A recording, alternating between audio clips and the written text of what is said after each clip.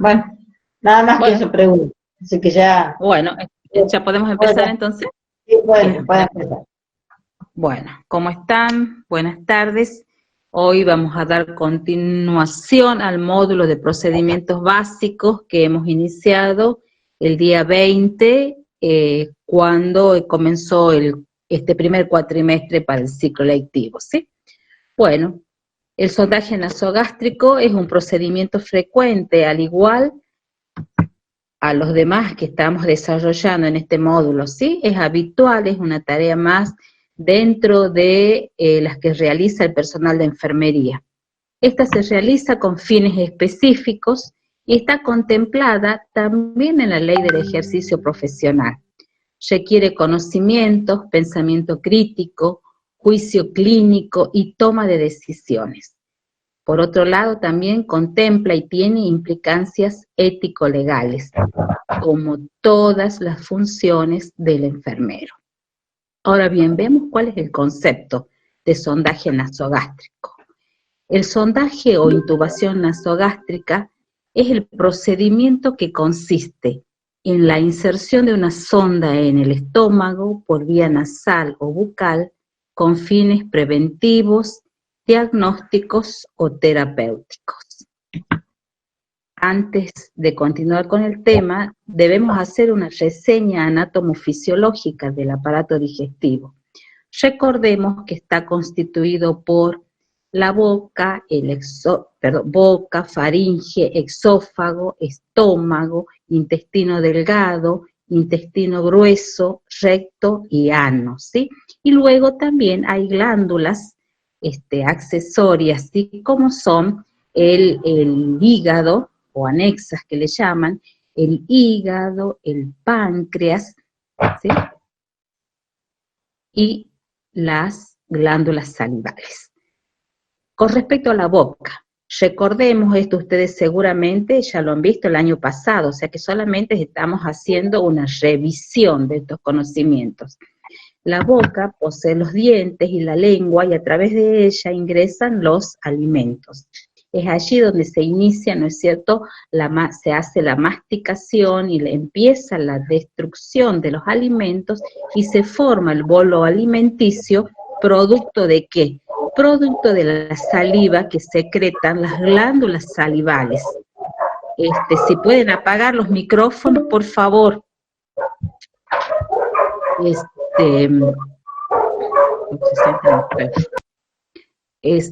Este bolo alimenticio decía que se formaba gracias, ¿no es cierto?, a la masticación y a la insalivación, producto de 3 juegos de glándulas, o 3 pares, mejor dicho, de glándulas.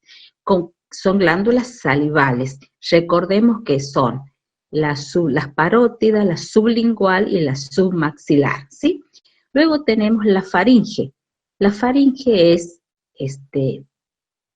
sirve para comunicar o trasladar los alimentos desde la boca hasta el exófago. Cuando se hace el pasaje del alimento, se cierra, ¿no es cierto?, puesto que tiene comunicación con el aparato respiratorio, se cierra la epiglotis para impedir el pasaje del alimento al árbol respiratorio. Luego tenemos el exófago tiene una estructura muscular y tiene también movimientos. Estos movimientos peristálticos son los que ayudan al desplazamiento de los alimentos hasta el estómago. El estómago es un órgano hueco, ¿sí? Que tiene la producción de líquidos. Es el líquido o el jugo gástrico que está producido o que tiene enzimas digestivas y tiene ácido. Recordemos que tiene 2 esfínteres que impiden, ¿no es cierto?, el reflujo de alimentos, como ser el cardias y el píloro. Allí en el estómago es donde empieza ya la digestión de los alimentos a través de este jugo digestivo que hemos dicho, que está compuesto de ácido y jugos digestivos o enzimas digestivas.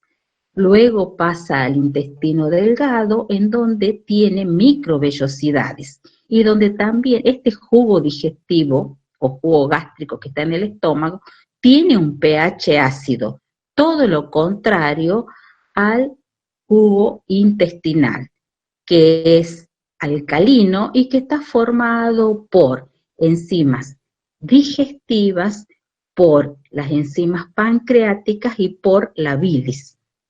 Dentro de las enzimas pancreáticas, recordemos que son las que se vuelcan acá en intestinos. ¿Cuáles son?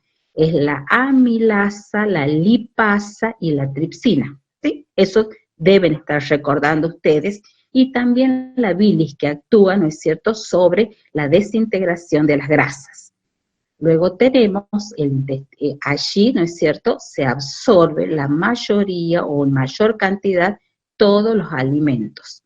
Luego tenemos el intestino delgado, el intestino grueso, que es en donde se producen las heces. Las heces que resultan ¿de qué? Resultan de los alimentos, el residuo de los alimentos no digeridos, contienen también bacterias, contiene agua, ¿sí? Y también tiene bilis. De acuerdo a la cantidad de agua y a la cantidad de restos de alimentos, son los que van a dar también la consistencia a esas heces, ¿sí? Luego tenemos el recto y el ano, que es por donde se elimina. Luego tenemos las glándulas, ¿sí? Dentro de esas glándulas tenemos el hígado. El hígado tiene una doble función. Por un lado, produce la bilis, ¿sí? Y esa bilis, ¿a dónde actuaba? Esa bilis actuaba, recuerden, en el intestino delgado.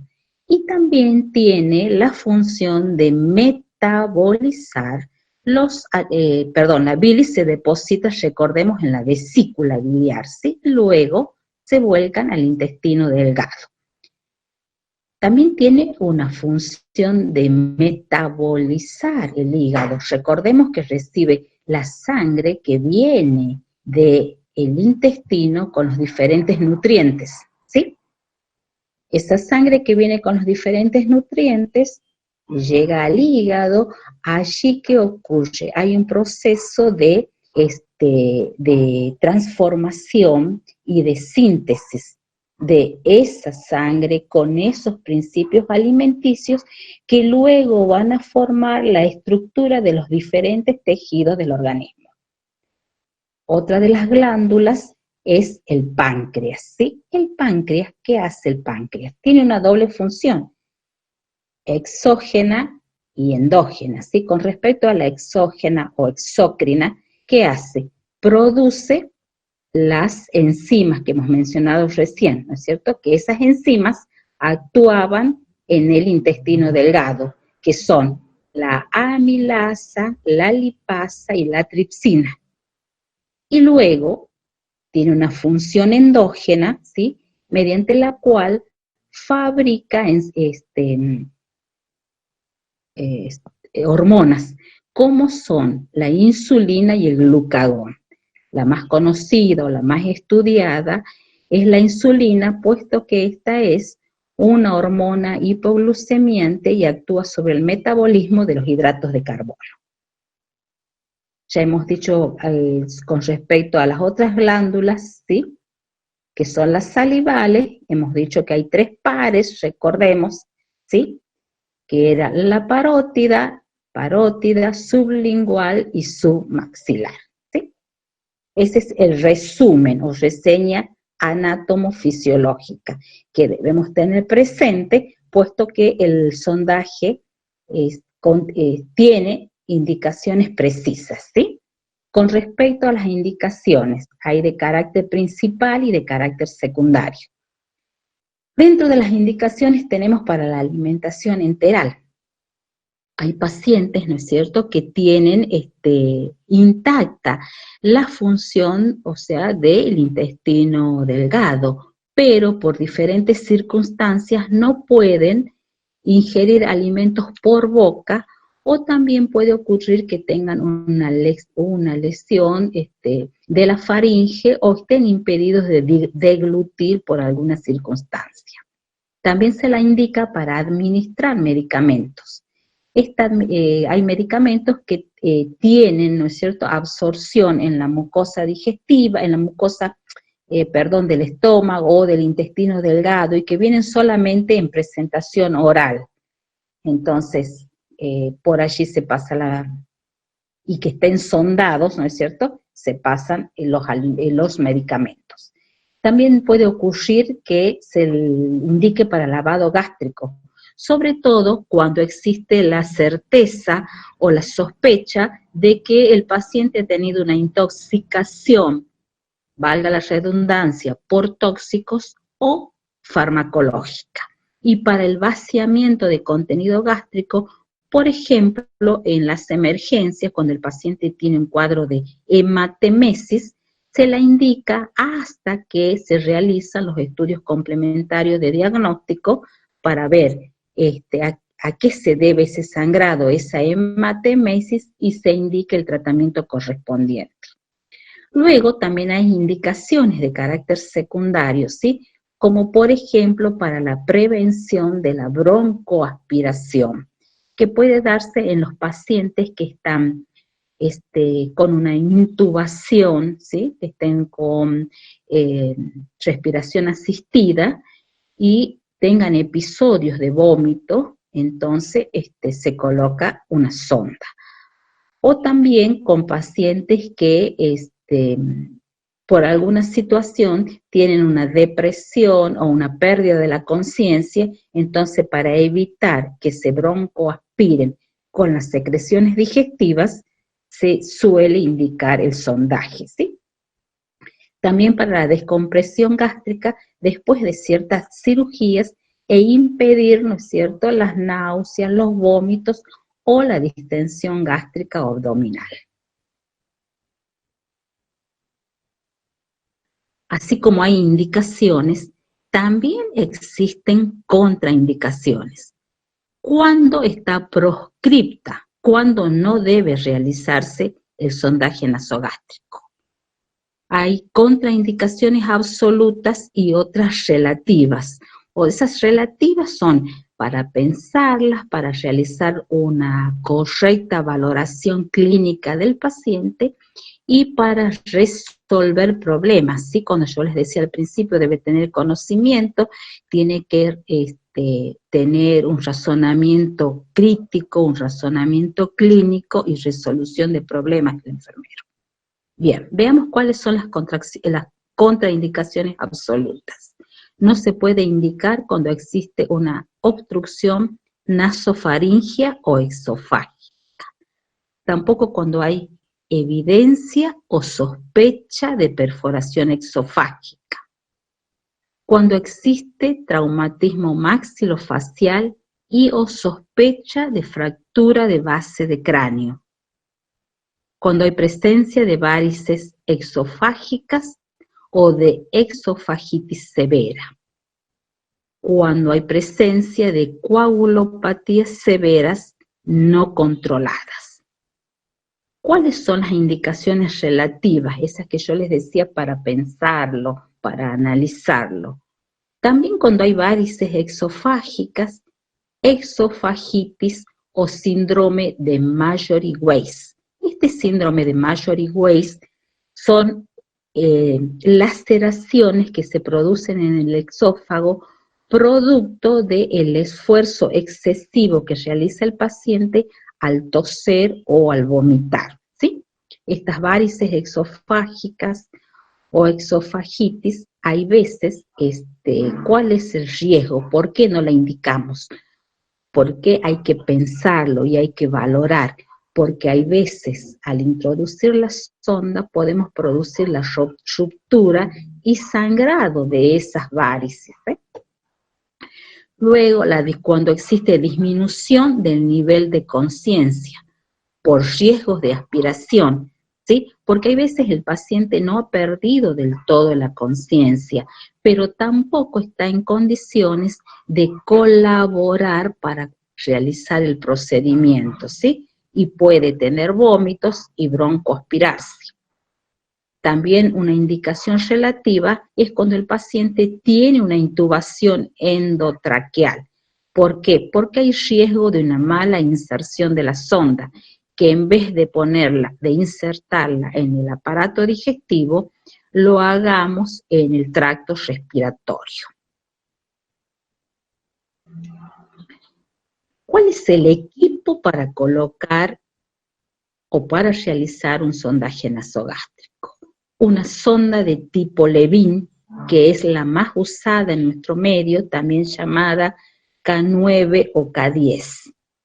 Todo esto va en una bandeja, ¿sí? Todo el detalle del equipo. O bien, hay veces se coloca en el carro que se usa para curaciones y otras prestaciones de enfermería, teniendo el cuidado de que tenga una correcta higiene y poner una compresa y encima el equipo. La sonda que ya he dicho, el lubricante hidrosoluble, una jeringa de 60 mililitros, estetoscopio, tela adhesiva, de preferencia que sea la hipoalergénica, guantes descartables. No se recomiendan las manoplas, pero sí los guantes descartables, esos son los guantes de látex de primer uso. Paquete de gasa, una toalla facial, no hace falta que sea un toallón, una riñonera, un vaso con agua y sorbete, tapón para la sonda o bolsa colectora. El tapón se suele usar, por ejemplo, para la alimentación, puede ser, ¿no es cierto?, para que el paciente permanece con una alimentación por sonda y se coloca el tapón, se saca el tapón y se pasa la alimentación cuando es necesario, ¿sí?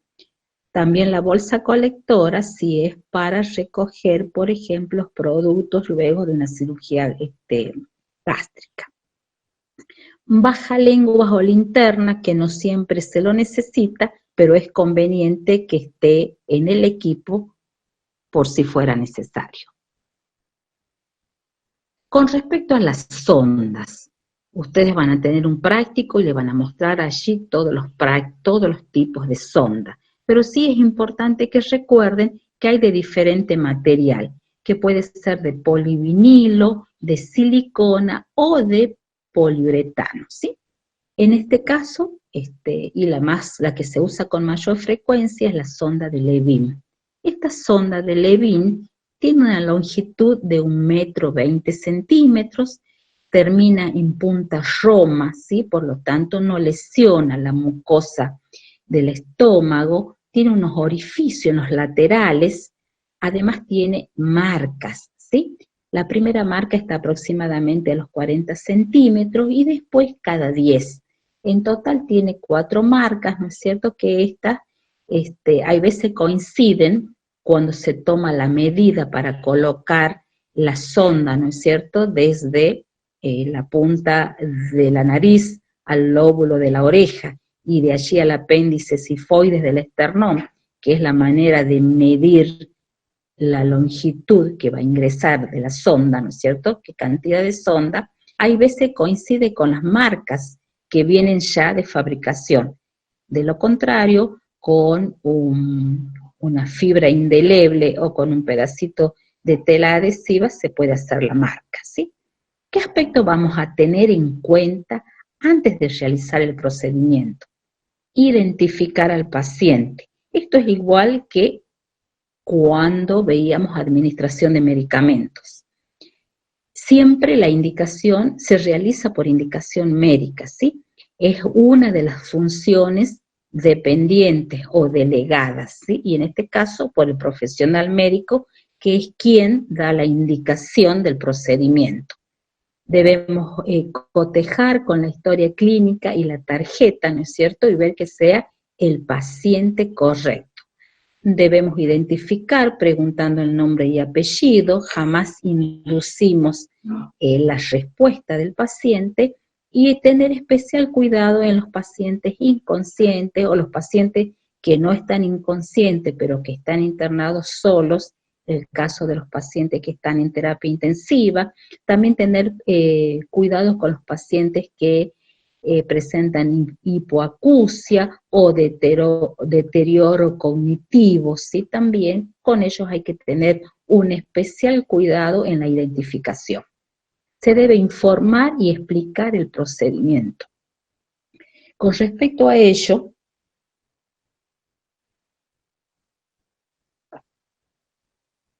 hay que informar y explicar el procedimiento porque es un procedimiento invasivo. El paciente puede tener muchas dudas, muchos temores, no sabe si le va a doler, si le van a hacer una anestesia, por cuánto tiempo le van a poner, si es doloroso, si se va a poder alimentar, si va a poder deambular con las sondas, ¿sí? Entonces, hay que explicarle el procedimiento, hay que evacuar las dudas, o sea, responder todas las dudas que tuviera el paciente o la familia y solicitar la colaboración. Se debe brindar un ambiente seguro y adecuado, ¿sí? Proporcionando cierta privacidad, si bien puede no estar en una habitación solo, pero le proporcionamos esta privacidad, ¿no es cierto?, colocando biombos para realizar el procedimiento. Se debe retirar prótesis o piercing si tuvieran los pacientes para mayor comodidad, no solo del paciente, sino también para el operador. Bueno, esta es una galería de fotos de la inserción de las sondas, de cómo se realiza el procedimiento.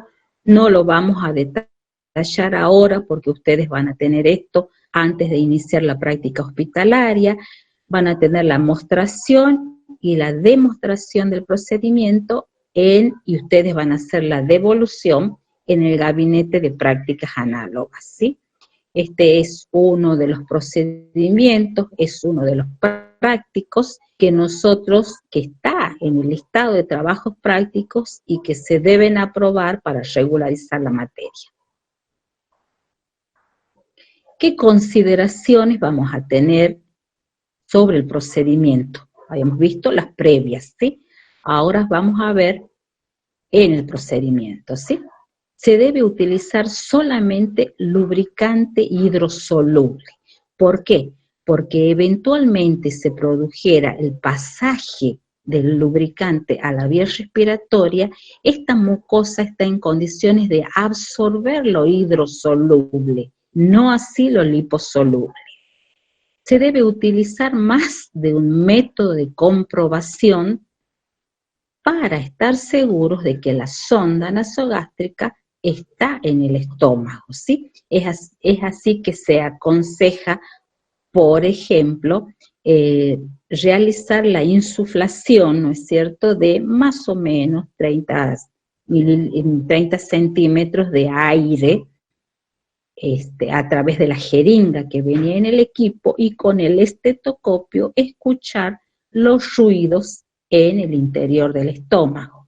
Otra forma, por ejemplo, es la de chequear, sobre todo cuando el sondaje está indicado para alimentación enteral, a través de una radiografía de tórax. Comprobamos la correcta colocación. También se debe prestar especial atención durante el procedimiento. Si el paciente presenta tos, dificultad respiratoria, ¿qué se debe hacer? Esto nos puede estar indicando de que estamos haciendo una falsa vía, así que nos estamos yendo con la sonda hacia la luz respiratoria. Entonces se las debe retirar unos centímetros, esperar un tiempo que el paciente descanse e intentar insertarla nuevamente.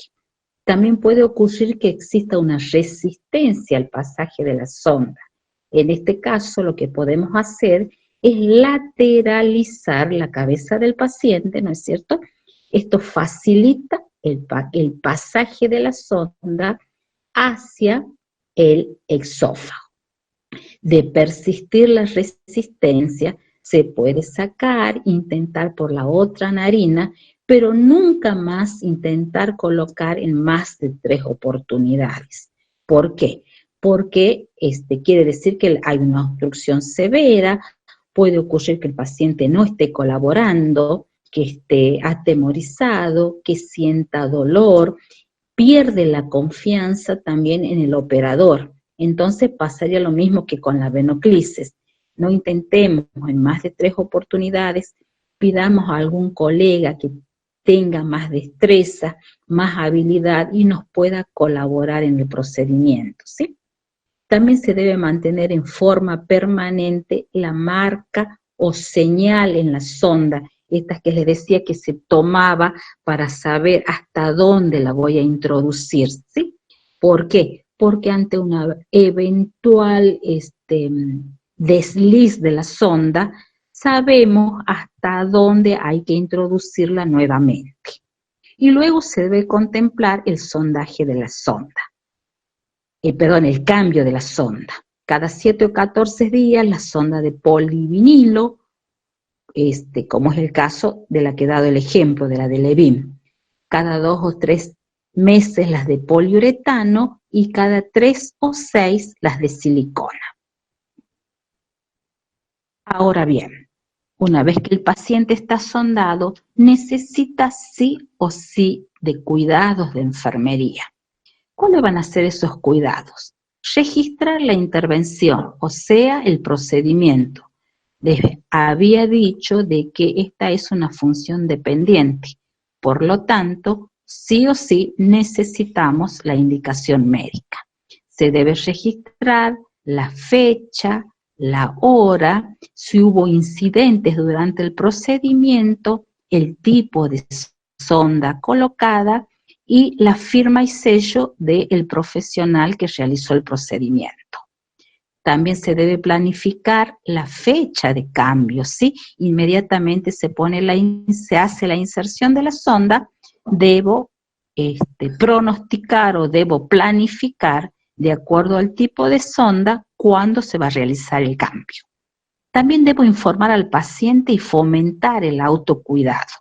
Así como le informaba acerca del procedimiento, una vez que ya tiene puesta la sonda, debo explicarle cómo va a ser para movilizarse, para vestirse, los cuidados que debemos tener con la sonda, la higiene de la boca, la correcta higiene de las manos, y todo ello, ¿no es cierto?, fomentando su autocuidado, o sea, que lo realice por sí mismo.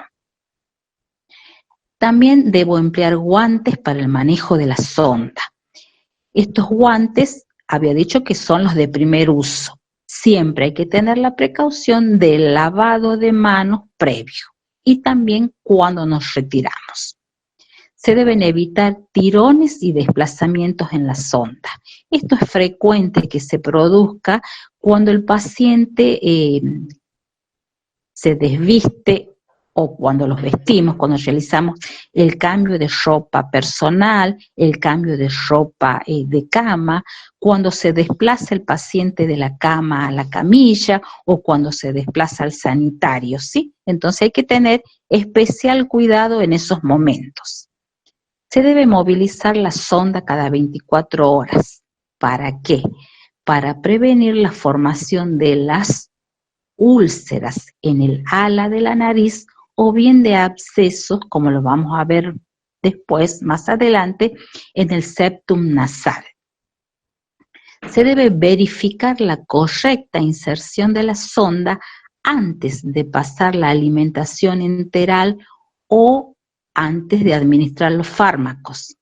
Y después que el paciente haya tenido náuseas, haya tenido vómitos, o bien que se lo haya desplazado a otros lugares. Hay veces el paciente va a exámenes complementarios de diagnóstico, en el camino se aflojó la cinta que sujeta la sonda, ¿no es cierto?, y se ha desplazado. Se debe tener una cuidadosa higiene buconasal.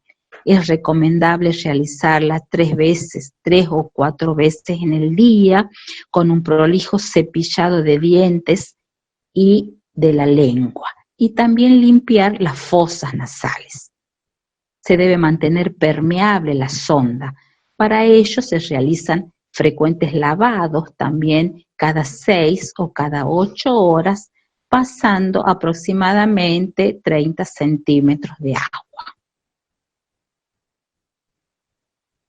Se debe lubricar fosas nasales y labios para impedir laceraciones. estos con sustancias o con soluciones hidrosolubles, ¿sí? También se debe invitar al paciente y explicarle y pedirle que respire por la nariz. Si lo hace por los labios frecuentemente, estos se presentan secos y con laceraciones. También se debe limpiar a diario la parte externa de la sonda. ¿Cómo se lo hace? Se lo puede hacer con una solución jabonosa o con una solución de hidroalcohol, o sea, de alcohol diluido. Se lo limpia con una gasa impregnada a lo largo de la sonda, se la enjuaga y se la seca, ¿sí? En caso de la obstrucción, no se debe aspirar en forma brusca, porque se puede producir un sangrado.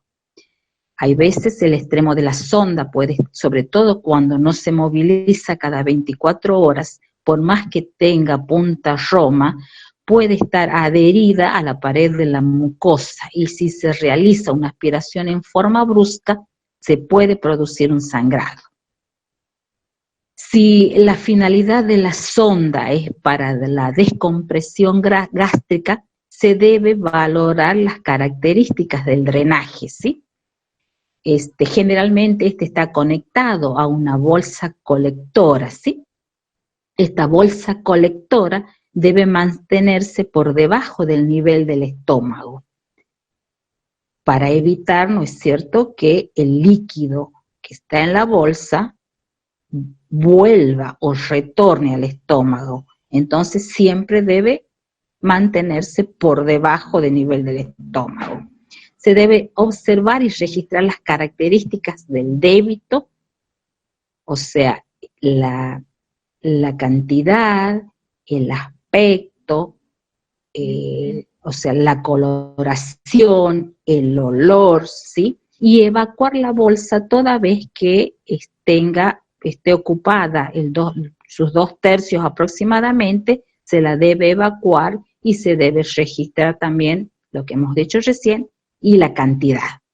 Se debe vigilar síntomas que indiquen la necesidad de retirar la sonda, como por ejemplo que el paciente tenga presente un dolor abdominal agudo, que tenga una distensión abdominal, que tenga náuseas, que tenga vómitos, ¿no es cierto? Porque me está dando la pauta de que la misma está obstruida. Entonces, a veces es necesario retirar y cambiar si nuevamente está indicado, ¿sí?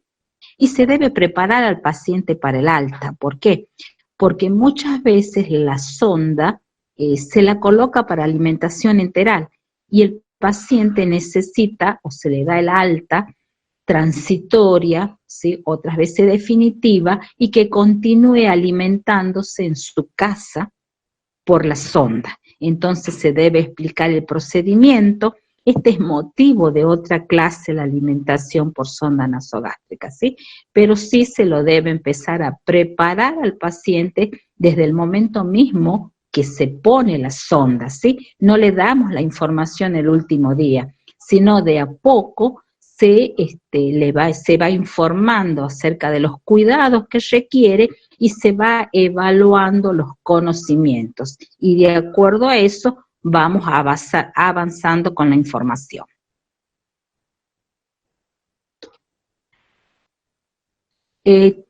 Otro aspecto importante es la extracción de la sonda. Una vez que se ha cumplido con el objetivo, como por ejemplo que fuere vaciar el contenido gástrico por una intoxicación medicamentosa, es un ejemplo, ha cumplido su objetivo, es necesario retirar. ¿Qué se necesita de equipo para retirar? Una bandeja que contenga toalla, que contenga guantes, gasas, pinza Coger y cesto de residuos. ¿Cuál va a ser el procedimiento?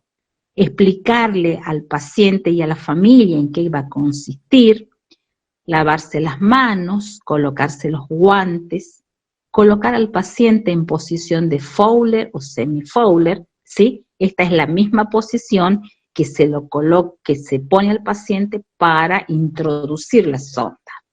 Se debe pinzar la sonda y retirarla suavemente, ¿sí? Con movimientos rotatorios, suavemente pero con firmeza. Se debe descartar la sonda y luego se mantiene al paciente en posición de Fowler o semi-Fowler durante 30 minutos. ¿Por qué es importante mantenerlo sí o sí en esa posición durante ese tiempo?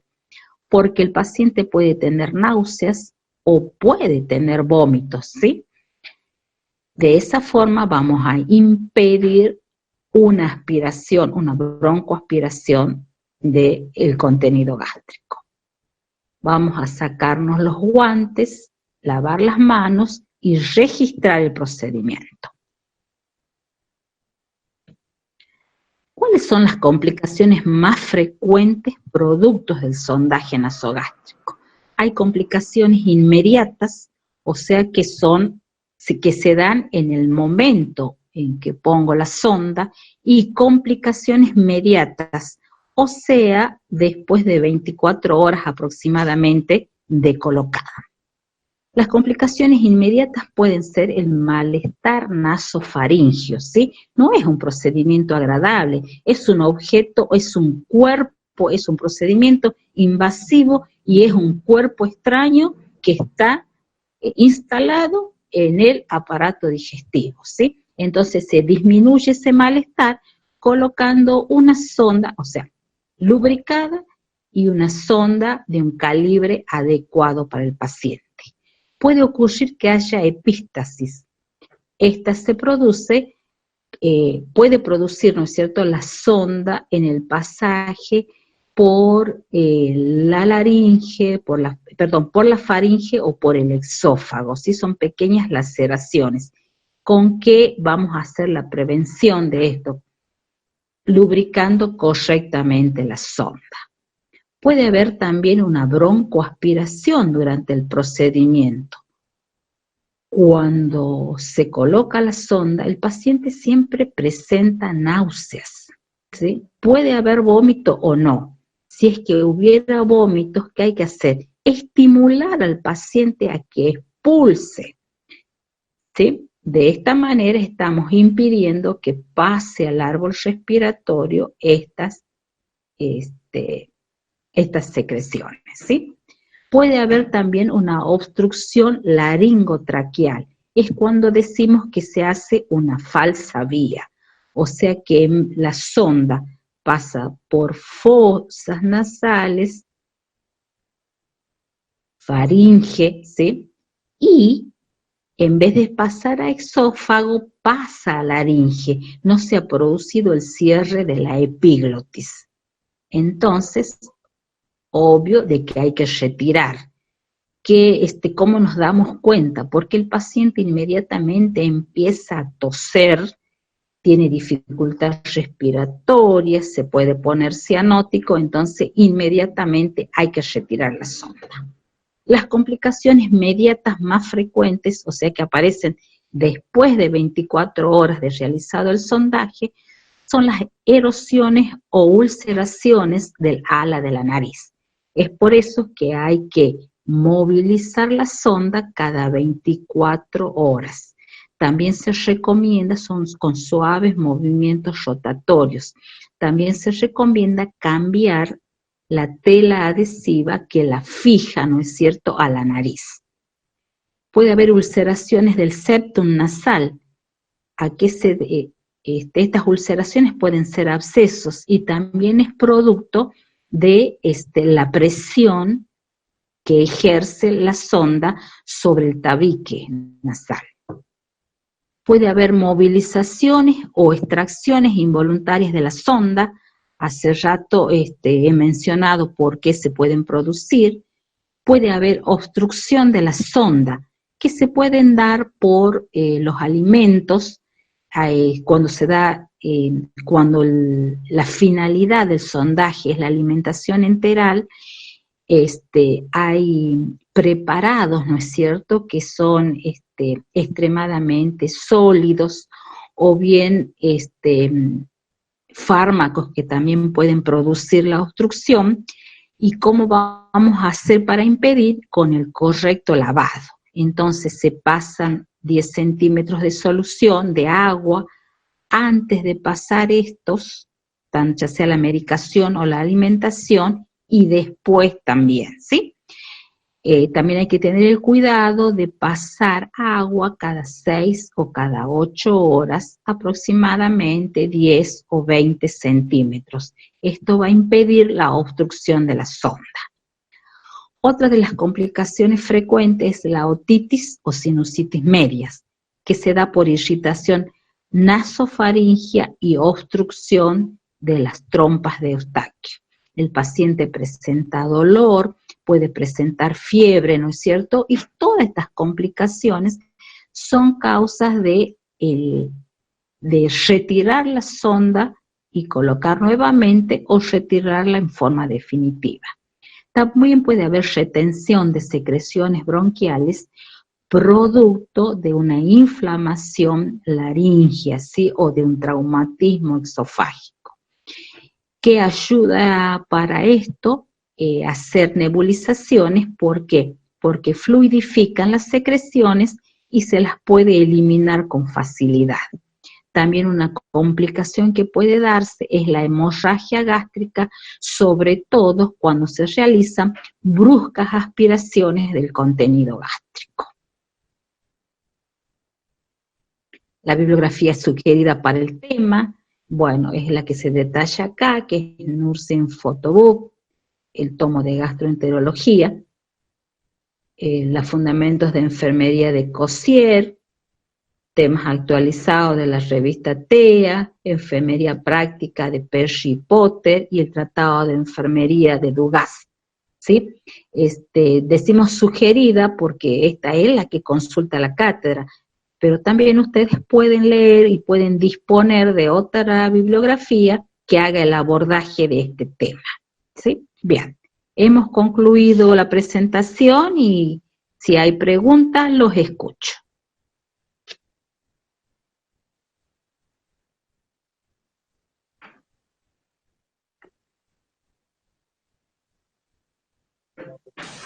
Licenciada, buenas tardes. Quería consultar cómo se realiza el cierre del epiglotis cuando pasa la sonda. Sí, eso está en la parte del procedimiento, pero de todos modos, cómo se facilita el cierre, haciendo que el paciente, una vez que pasa la sonda, se le pide que trague, ¿sí?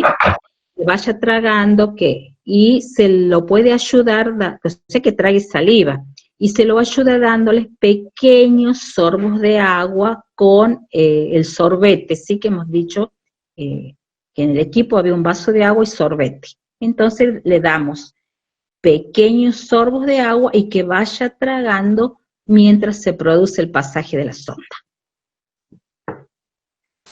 Muchas gracias, licenciada. Por nada.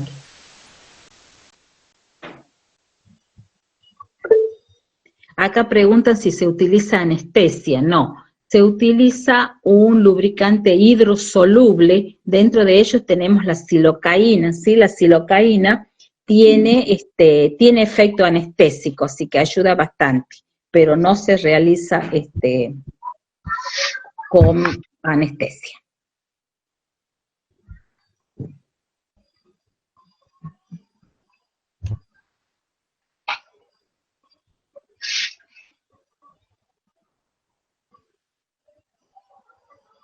Sería como una anestesia local, sí, y se la coloca en las sondas, ¿sí? Podría repetir de las medidas de las sondas, sí. La medida a la que se usa con frecuencia es la sonda de tipo Levin, sí, que es la que tiene 1,20 metros. Después hay otras sondas, como ser la sonda Nelaton, que es la que se utiliza en pediatría, se utiliza para hacer el sondaje nasogástrico en niños, pero originalmente, ¿no es cierto?, es para sondajes vesicales, pero se la puede utilizar para sondaje nasogástrico en niños, ¿sí? Después hay otros tipos de sondas que las van a ver cuando tengan el práctico, las van a poder mirar, las van a poder palpar, ¿no es cierto?, porque hay sondas de silicona, y ver todas las características físicas de la sonda.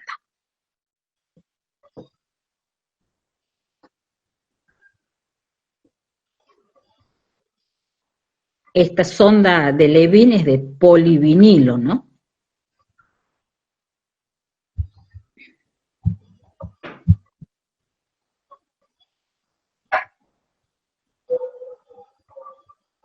La sonda esta de Levin se puede cambiar cada 7 o como máximo 10 días.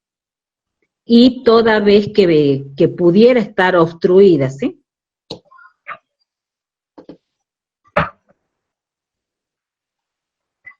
O sea que, a ver,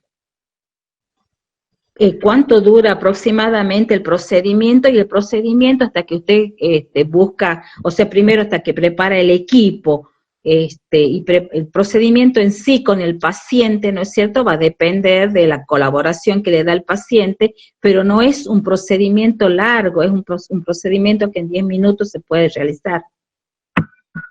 Licenciada Arellano, si me puede leer las otras preguntas. Acá hay una pregunta, a ver. Sí. Al principio no me había una pregunta. Dice acá, licenciada, ¿está contraindicada en pacientes con reflujo gastroesofágico? A ver, esperen, acá está. No, no está contraindicada, ¿sí? Es uno de los, decíamos que había situaciones que debemos pensar y que debemos valorar en el paciente. No está contraindicado, ¿sí? No es una indicación precisa para esos pacientes. Pensemos de que se da en pacientes con situaciones especiales. Habitualmente el paciente con reflujo gastroesofágico no es un paciente que se interne, es un paciente que tiene un tratamiento clínico y que permanece en su domicilio. Otra pregunta dice, Jessica Natalia, dice, yo quería consultar, usted dijo que tendría que ayudar al paciente a que vomite para evitar que pase a los pulmones. Sí, lo que hacemos, ¿qué hacemos? Favorecemos.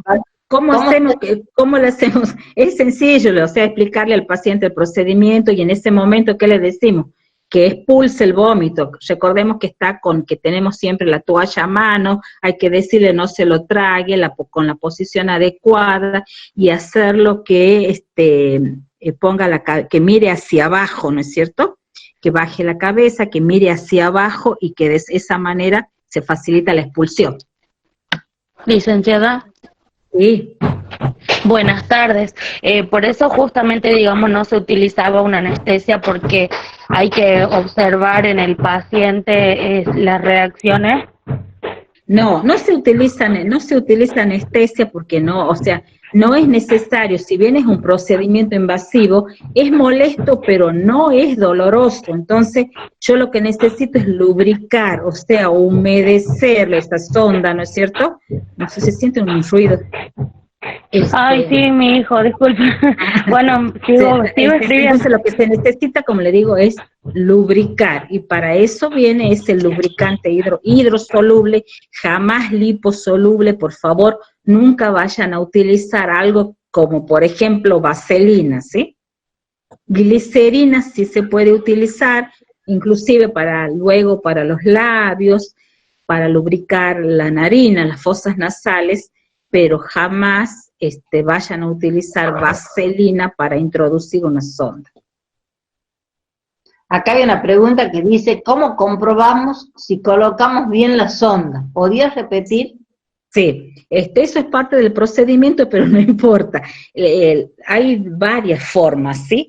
Una es introduciendo, dentro del equipo teníamos una jeringa, ¿sí? De 60 centímetros, decíamos, puede ser, no me acuerdo si vienen de 60 o de 50, ¿sí? Son de 60. A través de esa, ¿qué hacemos? Introducimos aire y con el vía auricular o estetoscopio, ¿dónde lo ponemos? Lo ponemos, ¿no es cierto?, sobre el estómago, ¿para qué? Para sentir el burbujeo, no el burbujeo, sino para sentir el ruido del aire cada vez que se inyecta. Otra forma puede ser introduciendo el extremo de la sonda en el vaso de agua. si burbujea en forma rítmica con los movimientos respiratorios, quiere decir que está en el aparato respiratorio en vez del estómago. Por otro lado, si estuviera en el árbol respiratorio, el paciente tose muchísimo, le molesta demasiado, tiene sensación de asfixia y hasta puede estar cianótico. Como una de las indicaciones es la alimentación enteral, antes de pasar la alimentación, lo que se puede hacer es una radiografía de control para de esta manera cerciorarnos que la inserción de la sonda es la correcta. O sea, ahí ya tenemos 3 formas de chequear, ¿sí? Antiguamente lo que se hacía era con una cinta, digo antiguamente porque ya no hay en los servicios, se chequeaba, porque también se puede aspirar suavemente y ver si viene contenido gástrico a través de esa sonda, ¿sí? Solían venir unas tiras reactivas mediante las cuales yo chequeaba el pH ácido de ese líquido. Otra pregunta dice, ¿se va introduciendo de manera lenta? La sonda sí, se va introduciendo de manera lenta y se le pide al paciente de que vaya tragando, ¿sí? Cuando hemos llegado a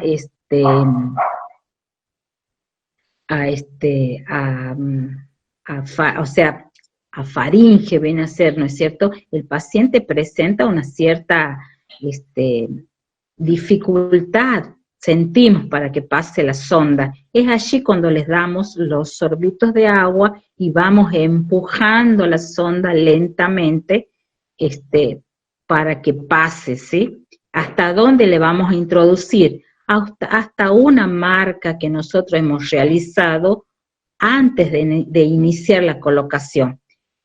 ¿Cómo se toma esas medidas? Se toma el extremo de la sonda y se la coloca desde la punta de la nariz al lóbulo de la oreja, y desde el lóbulo de la oreja al apéndice sifoide del esternón. Y allí le hacemos la marquita a la sonda, que es la que nos va a indicar hasta dónde la vamos a introducir. Esa marca puede ser que coincida con las que originalmente trae la sonda, o a lo mejor no. Si no coincide, le ponemos una marca con la tela adhesiva o con una fibra indeleble. ¿Qué más? Otra pregunta dice, ¿cuáles serían las consecuencias de no cambiar la sonda? De no cambiar la sonda, o sea, sí o sí se la debe cambiar. ¿Por qué? Porque la sonda, con la presencia del jugo gástrico y la temperatura corporal, tiende a endurecerse, a hacerse rígida y puede lesionar las paredes de la mucosa. Por eso sí o sí hay que cambiarla a los 7 o a los 10 días como un término máximo. Una pregunta dice, si el paciente está nervioso, a ver. Y no se deja colocar. Si el paciente está nervioso, ¿qué hay que hacer? Hay que explicarle el procedimiento, hay que tenerle paciencia, explicarle las conveniencias, por qué se la coloca, ¿sí? Y pedirle la colaboración. Como toda actividad de enfermería, se necesita el consentimiento del paciente. Si el paciente se niega a que se le coloque, no hay que forzarlo bajo ningún punto de vista. El paciente, cuando se niega, generalmente es por temor al procedimiento y por desconocimiento del mismo. Después dice, ¿sí o sí debe vomitar el paciente? No.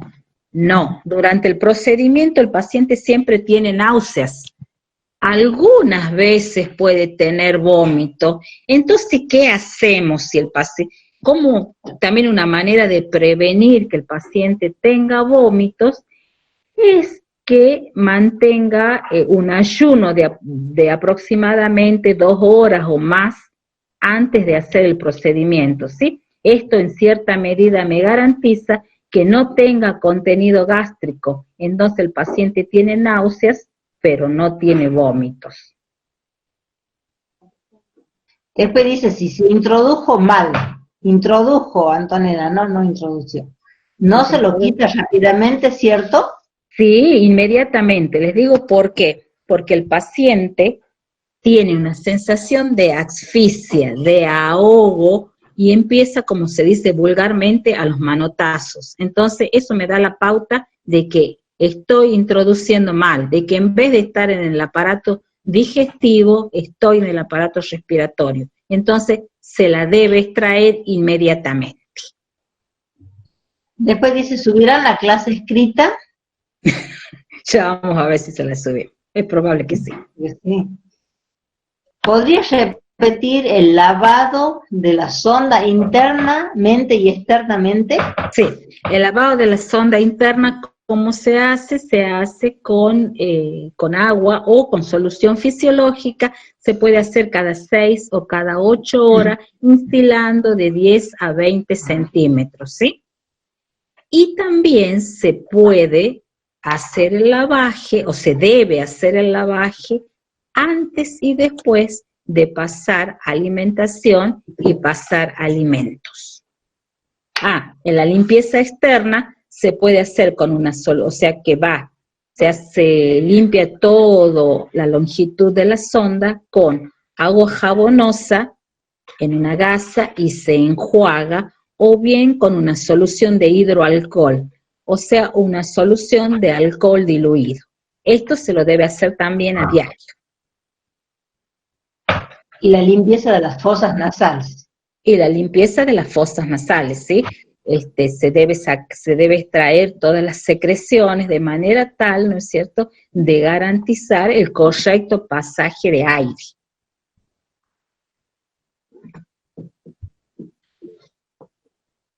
¿Qué consejo le damos? Se limpia también la boca, ¿no?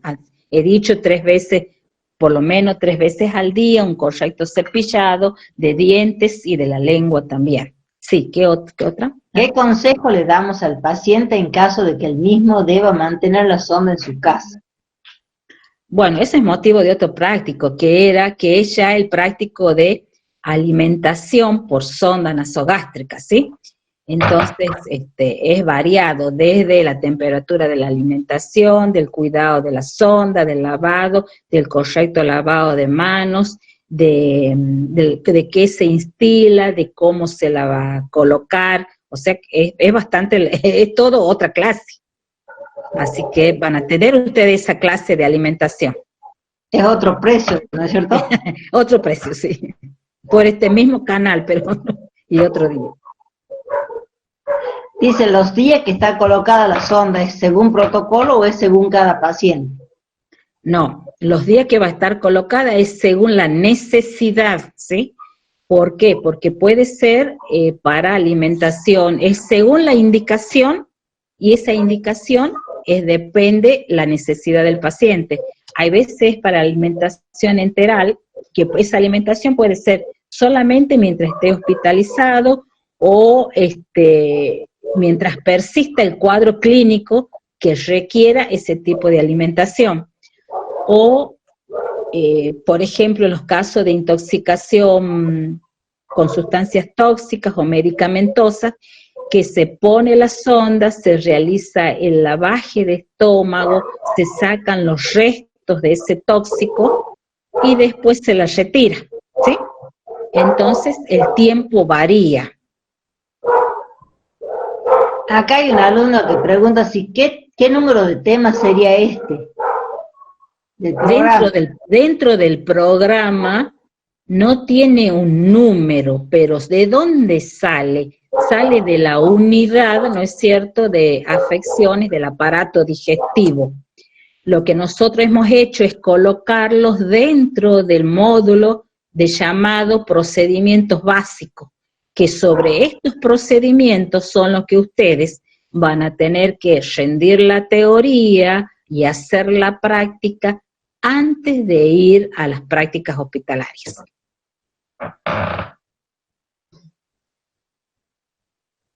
No hay nada más hasta ahora.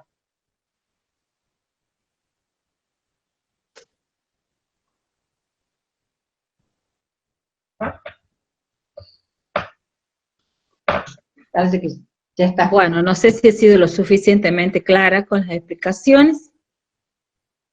¿Se escuchó bien? Sí, se escuchó bien las explicaciones claras. Bien. Bueno, entonces sí, si no hay más preguntas, concluimos la clase de hoy y mañana a las 8, con este mismo link, tienen la próxima clase, ¿sí? Así que bueno, será hasta mañana si Dios quiere, y gracias por su presencia. ¿Licenciada? ¿Sí? Nos quedemos un momentito. Nosotros nos quedamos, sí, nosotros nos quedamos.